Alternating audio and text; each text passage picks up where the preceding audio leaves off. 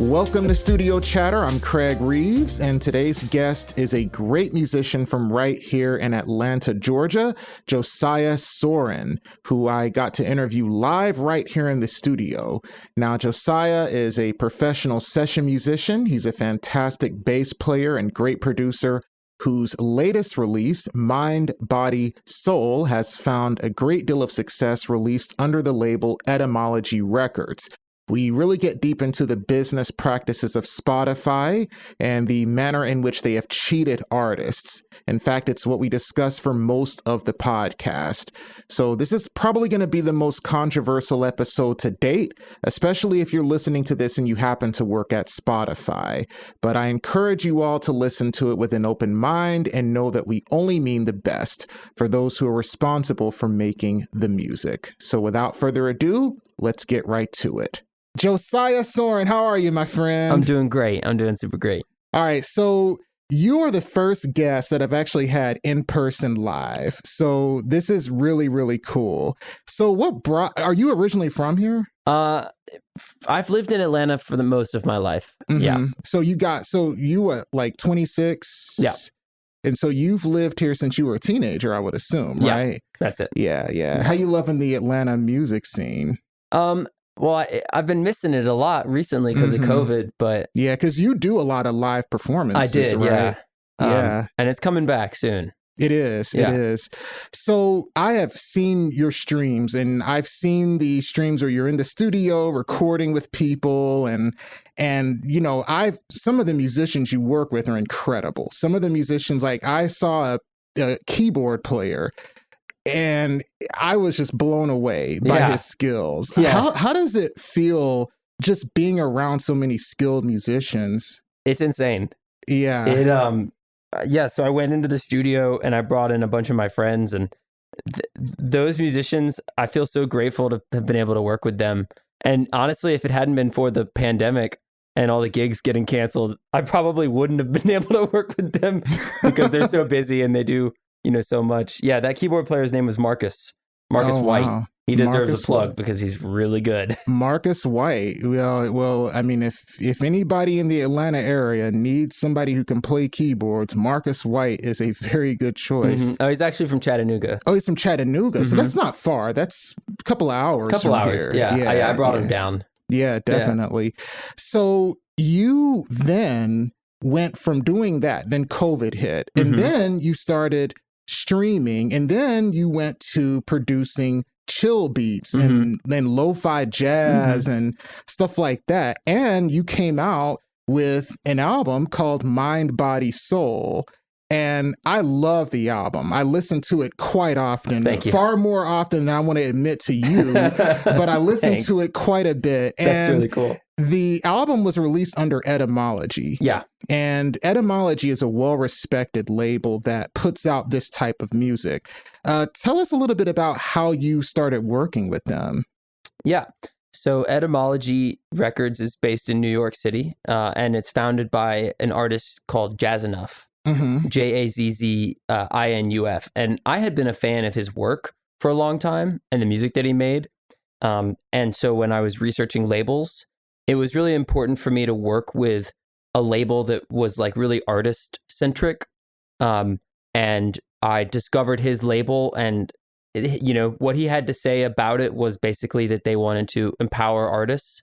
And I thought that was a really important virtue for a label. And so I just emailed him and I said, hey, I really like the values that your label stands for.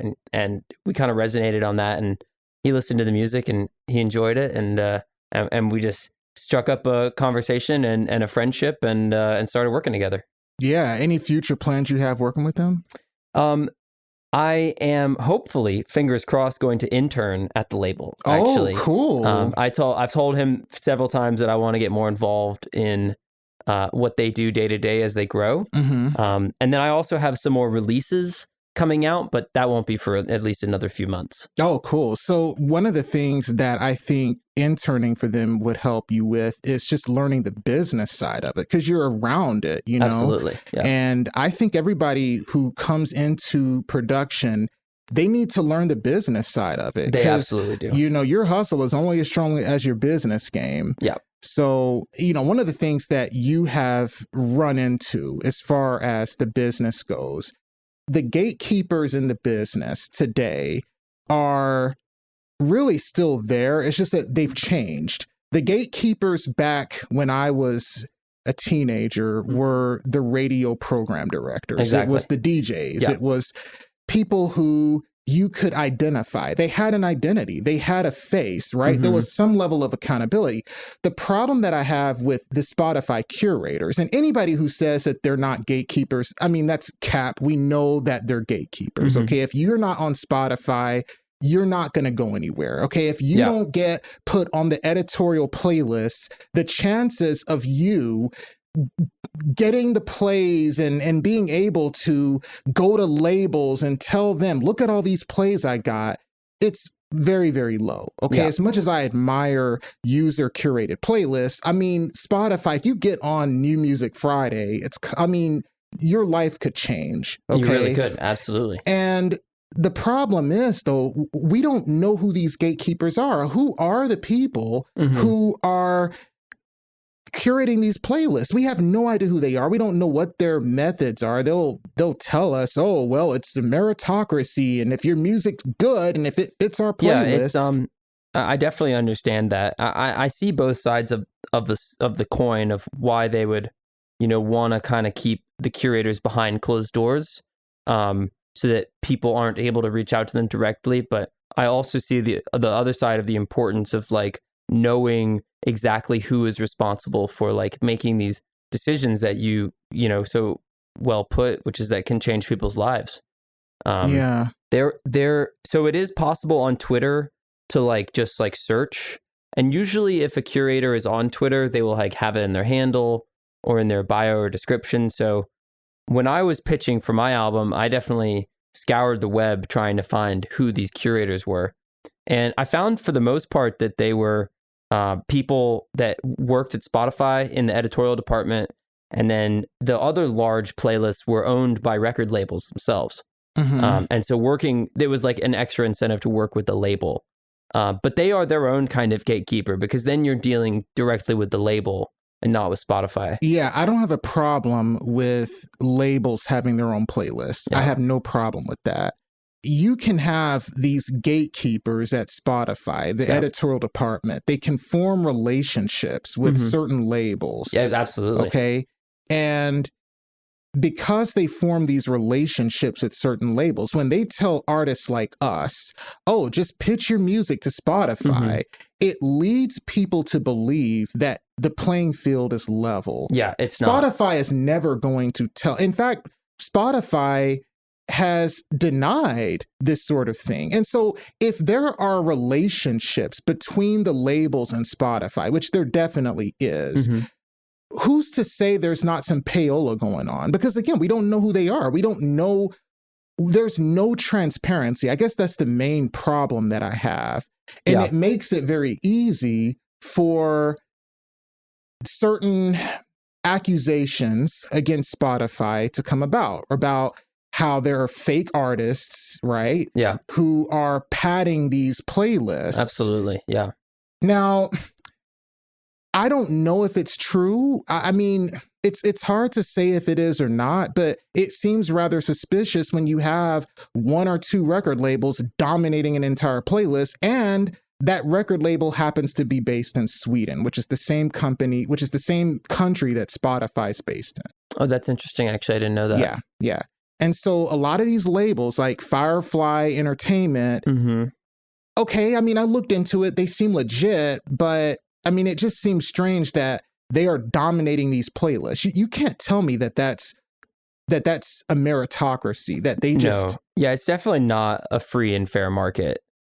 I did some research into Firefly as well, and it said on their homepage, they were pretty open about it. It said, we've curated a collection of 7,000 wellness songs, is what they called it. Wellness. Wellness. Which is their way of saying, like, they hired sound designers and producers and creators to make catalogs, deep catalogs of music that they could then use to try and take over and sort of corner the market.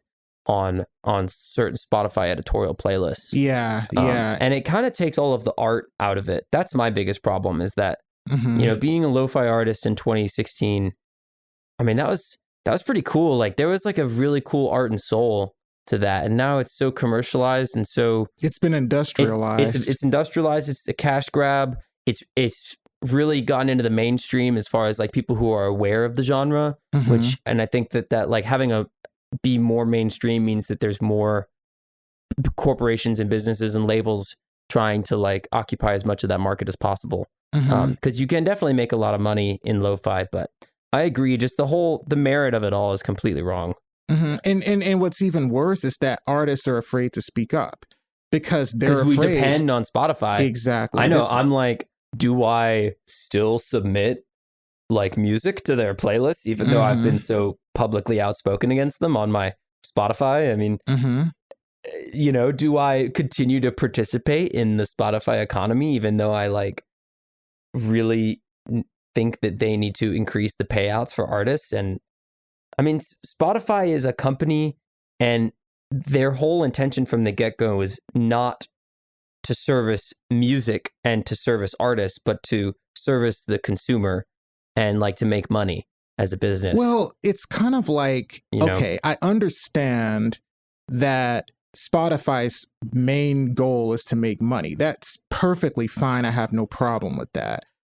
Which leads me to believe that if these labels, okay, like if you look at Sony and Universal, all right, they have special relationships with Spotify. Absolutely. To the shock of no one. They have obviously. Like taking them out to dinner and like putting them on vacations and luxury cruises. Like definitely some like sketchy backdoor stuff going on. And you watch any of the Spotify videos, any of that stuff, they're going to tell you, oh, it's a meritocracy. Just pitch your music to our curators and we'll see it. And if it's not good, it's just because we couldn't find a fit for it or whatever. Meanwhile, you have Addison Rae, who's this, TikToker who puts out this record, which is panned by critics, just absolutely panned by critics. Okay. The day that it came out, now she's not on a major label, I don't think. All right. I think she's on a label called Sandlot. I've never heard of that label. She ends up on 19 editorial playlists the day her song is released. And then the song is widely panned by critics, by fans. In fact, the song has such a bad reputation. You can go on YouTube video and you'll find reactions to the song because it's that bad. Now, look, I've heard bad music. It's not good. It's not a good song, but it's certainly not a terrible song. But it certainly is not worthy of getting on 19 playlists. You can't tell me that Addison Rae's Obsessed is deserving of 19. I've never been on 19 editorial playlists. Nothing I've ever released independently has ever been on 19 Spotify editorial playlists. Yet Addison Rae, the day that she puts the record out, is immediately on. That's not a meritocracy. It's just not. No, yeah. I mean, people like what they like, and it's Spotify's way of like trying to catch up to the culture. And it's but so much of music is pop culture. But and it's people didn't like Addison Rae. So clearly people didn't like the song. Now, like I said before, I didn't hate the song. It wasn't a good song, but it certainly wasn't an awful song. But people hated it. I mean, critics hated it. Fans hated it. That's so funny. And it ends up on 19 playlists. Yeah. And it's still getting playlisted. It's ridiculous. And that's not to say that there are not great artists who end up, for whatever reason, getting on all these playlists. Like Maddie Jay. I don't know what she did. I mean, she's a great artist. I love her music. But when she first came out with her first EP, she couldn't get on a playlist, right? As good as her music was, she couldn't get on it. So she was like, just like the rest of us, right? Great music, but just can't get on any playlist. She puts out Undertow, which was a single she put out last year, I believe. Okay. She gets on like 2. She puts out her next single, Excuses. And I think she gets on like 4 or 5. And now every time she puts something out, she gets on a playlist. And so it's kind of like, all right, I don't know. Has she figured something out that we haven't? I mean, probably it's just that there's people at Spotify who know who she is and enjoy her music. And they're kind of like going the extra mile to like take care of her and put her on playlists, which that isn't a bad thing. I mean, the whole point of playlist curation is to, you know, use your own judgment to like pick artists that you believe are deserving and put them on a playlist. And she's more than deserving. She's an extraordinary talent. But getting playlisted is not really about people loving your music. It's about to get the exposure, the right people got to like your music. The right people have to like it. It's about the right people. Right. The right people love Maddie Jay. And so, because in order to get the masses to love your music, they got to hear it. Yeah. All right. In order for people to hear it, it has to get exposure. Like it. Yeah. Yeah. The right people have to put it out there. In order for the right people to put it out there, the right people have to listen to your music. In order for the right people to listen to your music, the right people have to believe in you. So I suspect that a lot of these people who end up, you know, just getting playlisted all the time, there are people at Spotify who know they are. I guarantee that there are folks at Spotify who know who Maddie Jay is. If Maddie Jay releases something, they're like, oh, okay, Maddie, they will look out for they probably follow her on social media. They might, yeah. Okay. And so that's the same with a lot of these other people. And so one of the fears that I have is that some of us be talking nasty about Spotify. And so some of these folks at Spotify like be like, I ain't putting that dude on my play. Like, and it really sucks. This is what happens when you have one company that has so much power over the industry and is basically deciding what it is we all listen to. Yeah, I mean, I would be curious to see if whoever is the social media coordinator for Spotify for Artists has like a blacklist of like people who talk shit about Spotify on Twitter, and they're just like, nope. You're never getting playlisted. You're never getting playlisted. And I wonder if I'm on that. We'll see. I've got a release coming out soon. We'll see if they put me on some playlists. All right. So every episode, it is tradition. I always ask, how'd you get started? How did Josiah Soren go from a little kid playing Super Mario Kart to becoming the great musician he is today? I don't know if you played Super Mario Kart when you were a kid. Oh, I love Super Mario Kart. You know, it was kind of for a selfish reason. I didn't want to work a 9-to-5, and music was always something that I really enjoyed being a consumer of and listening to. And I had a bunch of records as kids that I loved and obsessed over. And you know, in high school, I was like right there on the cutting edge of like American electronic music and dubstep and EDM and house and techno, and I was like thinking I was so cool and all about it, and then I went to college and in Athens, Georgia, and had an opportunity to experience kind of the musical culture and the community there. And you go to UGA? I did go to UGA. Oh, Bulldogs. Okay. And I really loved it, and I really loved the community more than anything, and just like the types of people, because it's just a bunch of oddballs. It's a beautiful in campus. The music industry. It's an amazing community, and so. And then I really started pursuing music, and I was given some opportunities to tour and to join bands. And to so I when I was 19, I went around the country a couple times with a band and filling in because their bass player had tendinitis, so he couldn't play. And that's what really started it for me, is realizing I could do it professionally and take it more seriously. You're a fantastic bass player. Thank you. So you started playing bass at what age? Probably like 13, 14. Okay, so you've been playing for a minute. I've been playing for a minute, yeah. Okay. And so I can tell you why I started playing bass. Why? It was the song Hysteria by Muse. Oh, okay. I used to go out and like mow lawns in the summer for money. And I was in kind of this like hard rock phase of my life, and that song, that bass line, Buddha, Buddha, Buddha, Buddha, Buddha, Buddha, Buddha. I was like, dude, that is so cool. I love this song. And I went out and got a bass and I learned how to play it. And that was just like that, huh? So if Muse is listening, it's because of you, man.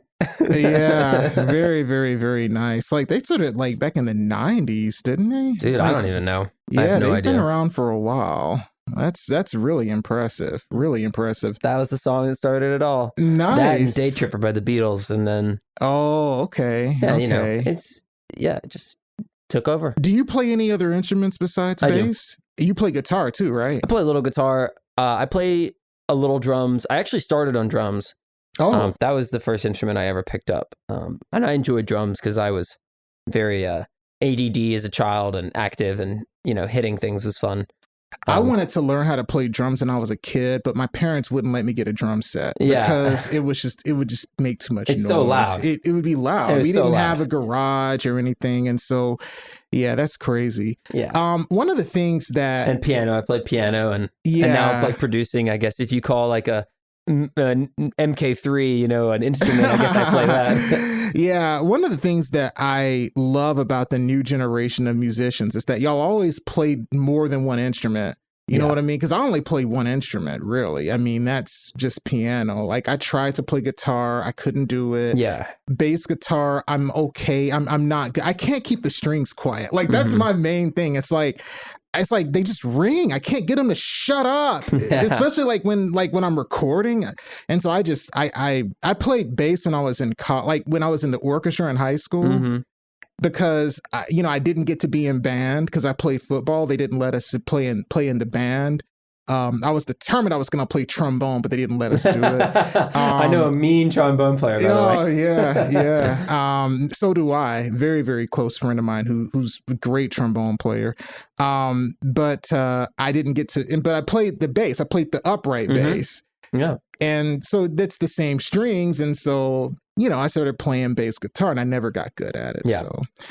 So, let's talk about Spotify payouts. Sure. Because you and I both really are just appalled by the fact that there are people right now who are getting hundreds of thousands of streams and still are making very little. That's like me. You're literally describing me. Yeah, because Etymology did good numbers. They did great numbers with your album. Yeah, with Mind, Body, and Soul. They did very good numbers with your album. Solid numbers. Yeah, the payout just needs to be a penny per stream. I mean, like the whole, and I am also kind of a political, nerd as well. So this is a general grievance I have with, just the inflation of the dollar in America right now. It's like everybody in our generation is being underpaid for their work. Like when you look at the value of inflation and the value of like bread costs and housing costs and gas and all of these essential things that we need to live. And then it's like you look at minimum wage and like stagnant wages and especially versus inflation of the dollar. It's insane. And so Spotify pays out 0.4 of a penny per stream. And it's crazy how even if they went up to a 1 cent per stream royalty rate, how that would like change and impact the lives of so many artists in such a positive way. And they can afford to do that. And the reason that they don't do that is purely because their like interest is not serving the artist or like taking care of the music that is absolutely essential for them to operate as a business. Like they have to have the biggest catalog of music for Spotify to even exist. It's all in corporate interest. And I mean, it's like SoundCloud has done the really great like pro rata streaming where like you get paid an exact percentage of the people who listen to your music and the amount of money that they pay for their subscription. And it's like Spotify doesn't do that. Spotify is still operating on like a 70% free package where 70% of the listeners on Spotify don't pay for premium, which means the ad revenue, which fluctuates, is responsible for that's the reason generating right royalty payouts for all of the artists. Yeah, that's the reason why they can't convert into subscribers.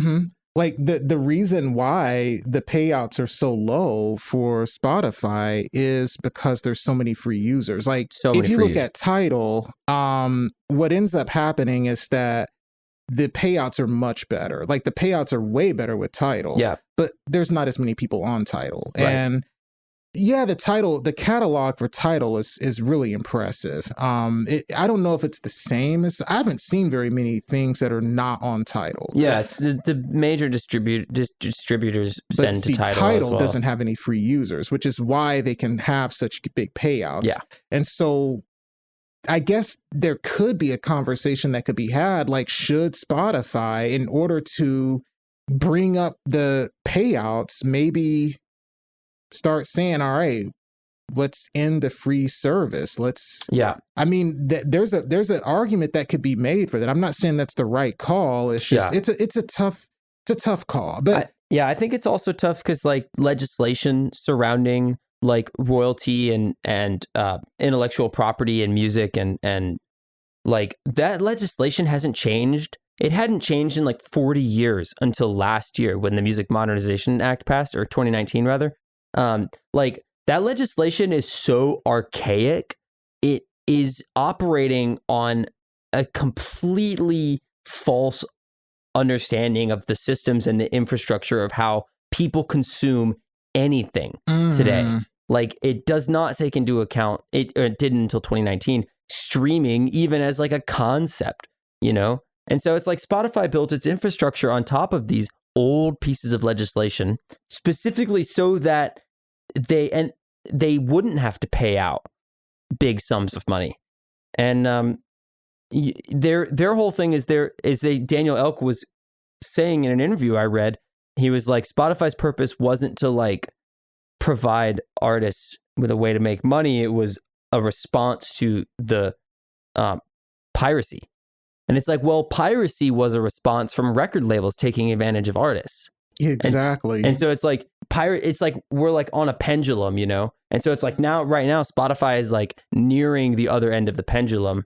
That is like swung back to the left from like the 2 decades of piracy that we had that killed the CD industry. And so hopefully now we're going to start to see it swing back as like new technology enables artists and the systems to be more aware of like rights usage, and when your song is played in a YouTube video, or when it's played a commercial, or when it's played on Hulu, you know, all of that should hopefully, like with the blockchain and with new technology, enable a more transparent royalty flow so that people can see exactly how shitty the payout is for artists. Yeah. And we can actually like push legislators to like increase the royalty payouts and force these, because Spotify is a massive company. They are public. They are a multi-billion-dollar valuation company. Like they need to be doing their due diligence and paying artists just like any other form of media in this country, whether it's photography or television or movies, like, you know. And I really believe that, kind of going off of what you said, that I think just more attention needs to be brought to how little the payouts are. Because a lot of people don't even know. They have no idea. They don't know that their favorite, because they don't know exactly. They don't know that their favorite artists aren't even getting supported hardly at all. Because it's very easy. Like if you're just a regular person who listens to music on Spotify, probably most of your playlist is dominated by very wealthy people. And so you're just going to think, oh, these people are wealthy. They already have money and all that kind of stuff. But they don't realize that there's a lot of people like us who are relying on streaming and relying on Spotify. Because absolutely. Yeah. The big players are happy and the consumers are happy. And now it's just like the artists in the middle. But the big players are not making their money from streaming, right? I mean, they're making most of their money from touring, merchandise, advertising. That's where they're making most of their money. Absolutely. Sync. Yeah, licensing, commercials, for sure. But then you look at lo-fi producers who are trying to get on these playlists. And one of the things that I was reading, and it was, I believe, in I can't remember the article. I can't remember where it was from, but literally Spotify's defense with really just allowing these big labels to pad their playlists is, well, we just can't find enough lo-fi music to fit our playlists. And it's like ridiculous. There's so much great lo-fi artists after lo-fi artists. You've got so many labels. You've got Etymology. You've got Chill Selects. You've got so many. So many. I could name 30 lo-fi labels off the top of my head. It seems like the business is flooded with lo-fi music. You go to Chilled Cow, they're playing it all day long. Yeah. And I don't hear them on Spotify's playlist. You go to, what's the name? Lush Lo-Fi? Lush Vibes. Yeah. Or maybe it was Lush Lo-Fi is the name of that. Yeah, Lush Lo-Fi, right? Yeah. And there are a few other ones. And they're like, well, in order to fill our playlist, we just got to have, enough lo-fi music, and we just got to have enough chill hop music. And it's like, dude, I haven't seen Bad Snacks, and I know she doesn't just do lo-fi, but look, I haven't seen her on these playlists. I haven't seen, sync.exe, but on one. I haven't seen you or so many. There's so much good content out there. And that's their excuse? No, that's these labels. Look, am I sure that it's happening? No, but I have reason to suspect from the outside that there is some kind of payola going on. Yeah, I mean, definitely like an interpreted version of I wouldn't call it payola per se, because that's a pretty serious charge. It's but not payola, definitely some sort of insider. There's money. There's money being exchanged. Big money being influenced and exchanged. People Absolutely. don't do things because Spotify would not risk their reputation. Because look, Spotify, their reputation could be diminished or tarnished because of this. Absolutely. Okay. Spotify's, their reputation could be harmed. They're not going to risk that if they're not making money. And Spotify, like you said, is a multi-billion-dollar company. Okay. And so Spotify is not going to risk tarnishing their reputation unless there is a lot of money that could be made from having Firefly Entertainment dominate your playlist. Right. I mean, it could be a coincidence. Yeah. It could be that Firefly Entertainment represents such an immense catalog of music that statistically they would dominate that playlist. But like, I agree. I mean, I think it's like the curator sees something from Firefly Entertainment AB and they already know. They're like, oh, I know that this track is going to be good. I know it's going to fit this vibe. Like, it's almost like enabling them to be lazy in like their decision making and in the playlist curation itself. Well, I think it's easy to do that because 44% of a playlist is insane. Well, I think it's easy to do that with lo-fi because most people will play lo-fi while they're studying or, it'll play at a coffee shop or at a hotel or stuff like that. They're like, well, look, these music listeners don't care who these songs are by. Yeah. They can't do that with pop. Now, right. Obviously. Or rock or metal or any of the other genres. No, they can't do that with them. Now, as far as like, having special treatment as far as playlist placement, that's been done with pop music since, oh my goodness. Yeah, that's just like the standard in pop. That's expected in pop. It's like pop producers, we just realize we're not getting on the big playlist. We're not going to get on the I can't remember the name of the like New Music Friday. We're not going to get on that. Right. We're unless somebody there just knows you. Yeah. Like at a party in LA and you met a guy who introduced you to the curator for the New Music Friday playlist, and then you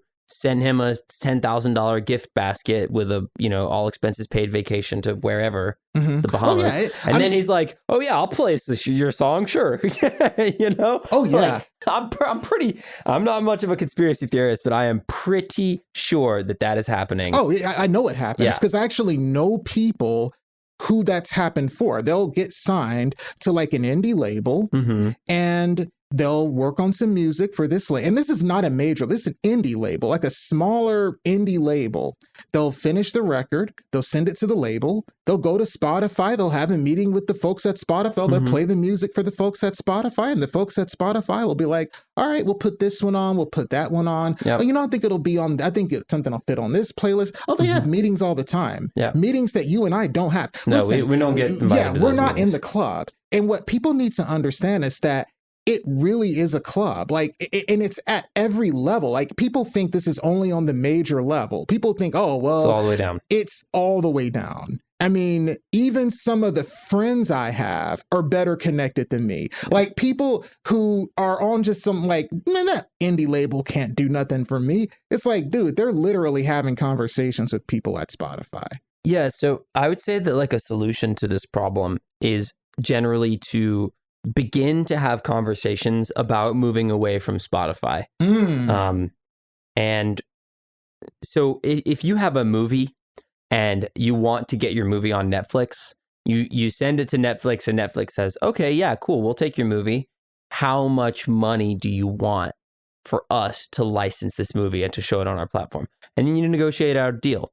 But there is no negotiation when artists are putting their music onto Spotify. It's a flat payout. Now, a platform like Bandcamp, for example, where artists have all of the control over the relationships with the people who are listening to their music, their statistics, their and the price of their music, and they can even sell merch on Bandcamp. And so you can go to Bandcamp and say, I want this song to be free. I want this song to be $7. I want they can buy my whole discography for $54. And it's like, for $50, let's say 2 people buy your whole discography for $50 each. That's equivalent to like 40,000 streams. I'm trying to do math backwards. Yeah. But anyways, the point is that like the artist has a lot more control and has a lot more power using a platform like Bandcamp than using a platform like Spotify. And so we can sit here and criticize like the, power structure built into Spotify and the labels and the relationships that they have. But there are other platforms that we as artists can invest our attention into and our time into. And I think that like that's kind of has to be the decision. Like people have to start moving away from Spotify and pressuring the people who can actually make significant changes. Because Daniel Elk and Spotify executive staff, they're not going to change. They absolutely do not. They would pay less if they could. Like they would continue to devalue music for the rest of their life. But if you go after your legislatures and you say, hey, we're starving, like we're not making money, they're exploiting us, and then it's like you put the pressure on top of Spotify. Or you go to Bandcamp and you say, hey, I'm pulling all my music off of Spotify, and then when people are looking for me, they won't be able to find it. Then you're putting pressure onto Spotify to change. Yeah. Well, see, the problem with that, and I don't mean it you're absolutely right. Like all this stuff you're saying is true and I agree with it. The problem though, and this is kind of the depressing reality. Yeah. One artist could take their music off of Spotify. Right. And it wouldn't do enough. And there will be 2 other artists who are putting their music on. Absolutely. It's like Taylor Swift could take her music off of Spotify. Guess what? 2 other artists are going to replace her. Okay. Although if Taylor Swift took her music off of Spotify, that might move that Spotify. Would definitely move some rocks. That would definitely cause Spotify to be like, hold on, what's going on? Right, yeah. But for every one person who's it would take an entire label. It would have to be a massive selection of their catalog. It would have to be a really big movement. Yeah. It would have to be. And I think, I'm not sure what it would take for that to happen. Yeah, it'd be a lot easier just to pressure like senators and be like, hey, like you need to just adjust this law. You need to update these laws, And then, of course, then it becomes a political issue. And so Spotify can start buying politicians. Yeah. Spotify can start funding the campaigns of people who are going to support them. That's exactly right. And this is one of the reasons we got to get money out of politics, too. Because, that's the damn truth. That's going to happen. Because I guarantee you that's going to happen. As soon as this starts going to legislators, Spotify is going to start, they're going to start putting some pressure on these. It's going to be a war. It's going to be a fight, no matter which direction we go. And the thing with Bandcamp, you mentioned Bandcamp, is as great as Bandcamp's business model is, I think it would be naive to say that they are incorruptible. If the Lady Gagas and the Chris Browns and the Hers and the Rihannas and the Beyoncés and the Taylor Swifts and the Ari, if they start moving over to Bandcamp. Yeah, who do you think is going to be on the cover of Bandcamp New Music Friday? Exactly. It's going to be the same. And so then you're going to have the same stuff going on with Spotify. Yeah, it's hard. That you have with Bandcamp. But the reality is Bandcamp's value isn't going to be as high as Spotify because their catalog is your platform's only as good as your catalog. Exactly. You know what I'm saying? If you have a bunch of people who certainly may be good musicians, but you don't have big stars on your platform, not many people are going to go to it. Absolutely. I think this is a big problem with Audius right now. Like Audius. I'm all on Audius, yeah. Yeah, Audius, I respect the hell out of Audius, but are big artists going to go on that? Probably not. Because a lot of artists don't trust crypto. They think it's too volatile and all. Now, I think that look, I invest in crypto, I do, but I mean, it's kind of like a lot of artists or a lot of labels are kind of like, oh, I don't know, it's new, you know, the value could go up and down. And so it's, but a lot of people are not going to, the casual listener is not going to have Audios on their phone. Okay. They're not going to be listening to Audios in their car. No, Spotify is like, has completely dominated the like consumer music experience. Yeah. And if a bunch of people start, and if all these artists start going on Bandcamp, I mean, yeah, it could help. All right. But first of all, not very many artists even know about Bandcamp. A lot of major labels don't know about Bandcamp. Not many consumers know about Bandcamp. Not very many consumers are going to know because the major artists are not on there. Right. They're all on Spotify. And Apple Music, which, you know, at least pays out more money because it has a higher percentage of their users that are subscribed and pay into it. I think, you know, as great as Bandcamp is, I think Spotify needs to remove the free feature. Or people could just move to Tidal. Because like Tidal, I think, is big enough to where, look, all your favorite artists are on Tidal. I don't listen to Spotify very often at all. Yeah. Like you can just tell people, look, all your favorite artists are on Tidal. Yeah. You know, Tidal has better sound quality than Spotify. Tidal pays out artists. So you're supporting your artists more when you go to Tidal. Okay, you know you're supporting your favorite artists more. Yeah. But people will still do things if it's bad, even if it's bad, because it'll be convenient. Free. And it's free. Because, I mean, they don't care. Even greater than Spotify is YouTube as far as users. Oh yeah, absolutely. Like, and YouTube pays out even worse than Spotify. Yeah, it pays out even like they wouldn't pay out at all if they didn't have to. Like the number one music streaming network on the planet is YouTube. Yeah. People listen to YouTube way more than they listen to Spotify or anything like that. Yeah.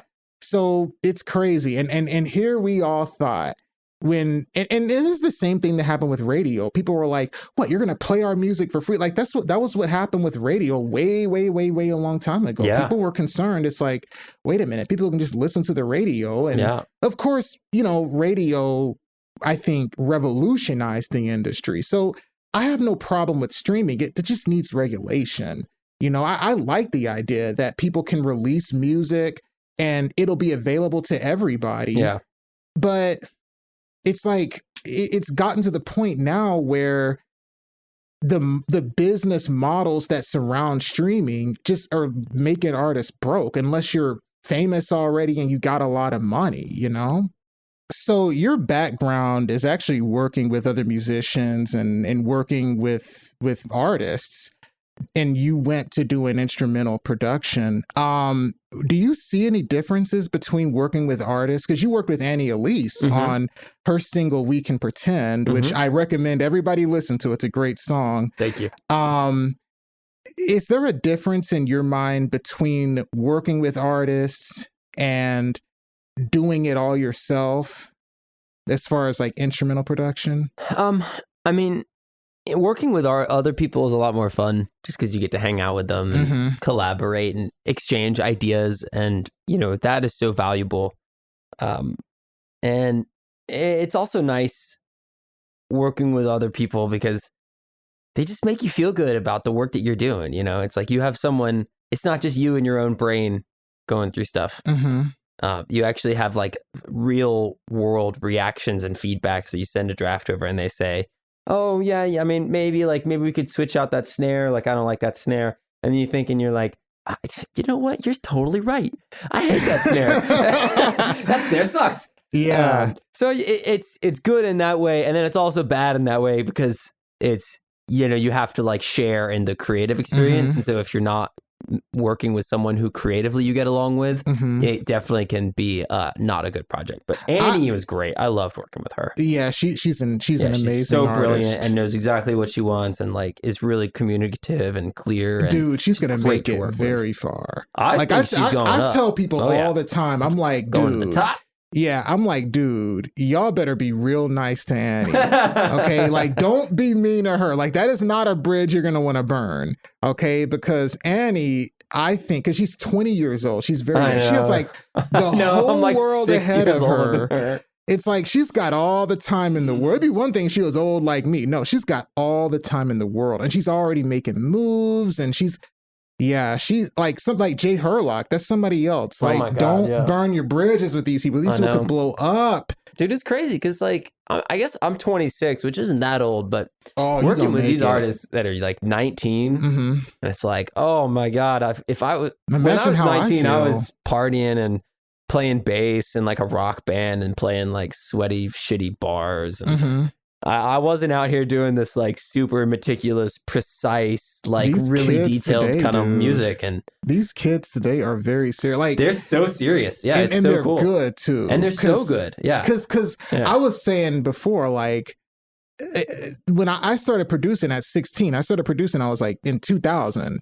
And it's like back in my day, the way you learned was just by getting coffee for producers and interning for them and running errands for them, and they could maybe teach you something. Now you've got YouTube. Yeah, absolutely. You got Twitch. You could, watch somebody stream and learn everything about production. Absolutely. Because, I mean, like Illmind and, there's so many great producer streams. Craig, VIP Sound Circle. Because you can see everything on screen. So it's like if you have a question about what they're doing, you just ask and then they show you. And it's like, I've definitely picked up a lot of tricks from watching streamers. Yeah, like one of the most rewarding things about streaming is when somebody says that they learned stuff from me. Like when Annie told me, oh, I just, I've modeled a lot of what I do after you. It's just, oh my God. I mean, because honestly, it's like Annie, Elise, Jay Herlock, these people are going to be superstars. If they play their cards right, barring anything that's, unforeseen that we don't know about. I mean, these people just have the world ahead of them. And, I agree. Yeah. And just to hear them say, oh, Craig, man, I love your stream. And, I've learned from watching you, or just like, it's amazing. It's an honor. It really, really is. And I love, and to me, working with artists, and I talked about this on a stream that I did with Braintan and Sage.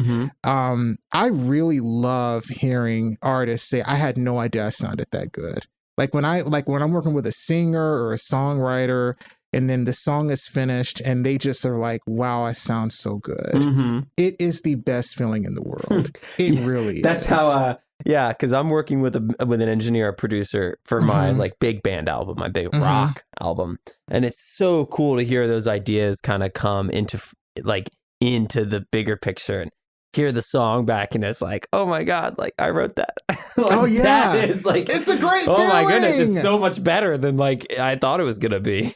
So like when you're in the studio with an artist, are you the type of producer who is going to be like really brutally honest and say, no, do it again?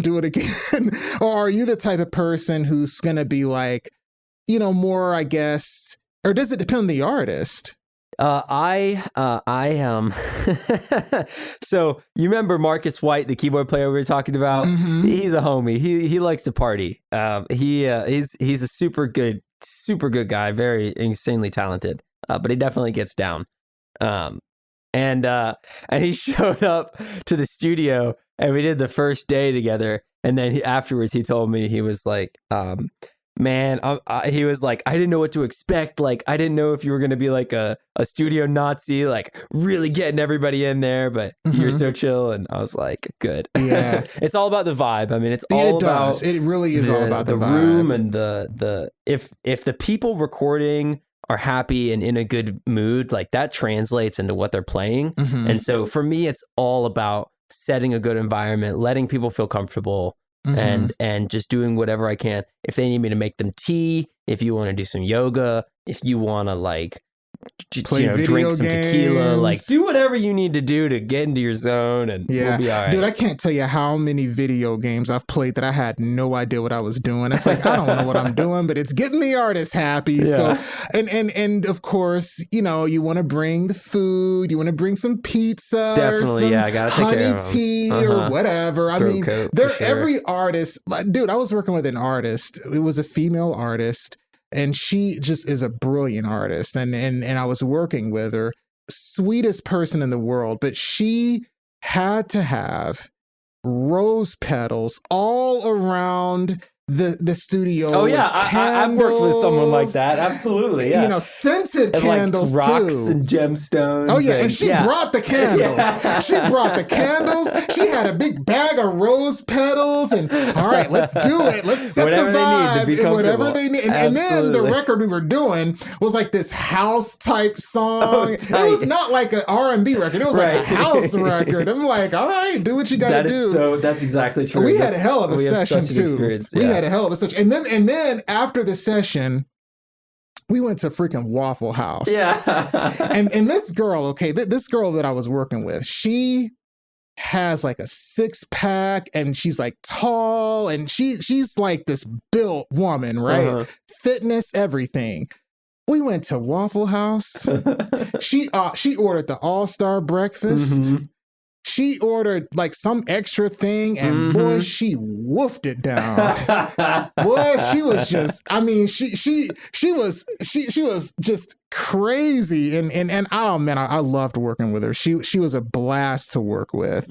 And That's so funny. yeah, working with artists is amazing. It is amazing, yeah. And it's really also, especially working with other producers too, it's kind of like instant feedback, because if I'm making a beat, like if I'm making a track, a lot of times I've just been listening to it for too long. Yeah. And I'll let fresh ears hear it. And they're like, change that, change this, change that, right? And a lot of times it's that magic. They'll be able to plug up holes in your game that you didn't even know were there. Yeah. And so every time I've worked with other producers, I feel like I came out better. Right? Like after working with Miri, I feel like I was a better producer. I felt a lot better after working with her. And then I've worked with other people. Yes, I'm working with Annie. I can't wait to start working with Annie, because we're going to be working on a record together. I cannot wait to work with her. I know she's going to really help me get better too. Because like everybody I work with, I just learned something new from, right? Working with you, I learned some stuff. I was like, oh, okay, and as far as working with artists, it's a different experience every time. It's wonderful. I love doing it. Yeah. So you right now are right at this point, you're really looking at doing some live shows again, because things are opening back up again. I hope so. And where do you plan on playing at? I kind of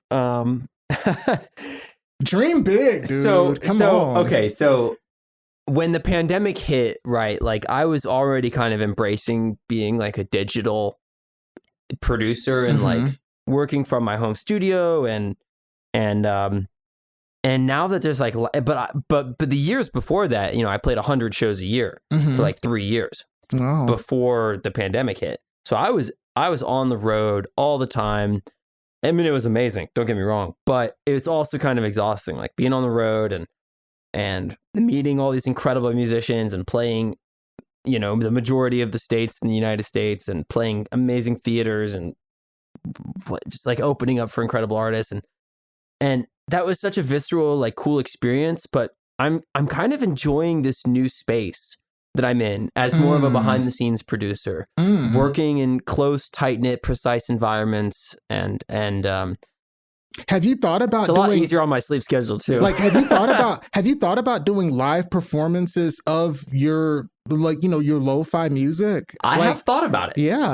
I think you should think about that. Because you could play some bass over that stuff. Yeah.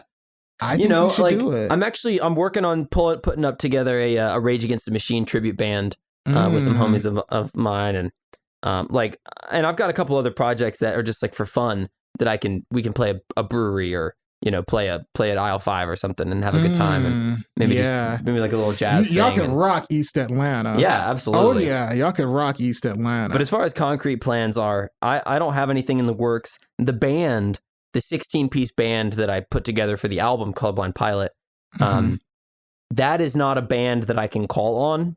That is a collection of individuals from all over the place. That just go in the studio and we go into the studio. But you can't do a show at someplace with all those people. I'd have to pay them. I'd have to. Yeah. So it's kind of weird being in this position, because before I had tons of opportunities to play live and no recorded music, and now I have tons of recorded music and no opportunities to play any of it live. That has happened to so many people, because we've been in this pandemic so long that everybody's kind of lost their infrastructure for playing live shows. Absolutely. It's like just got rid of it all.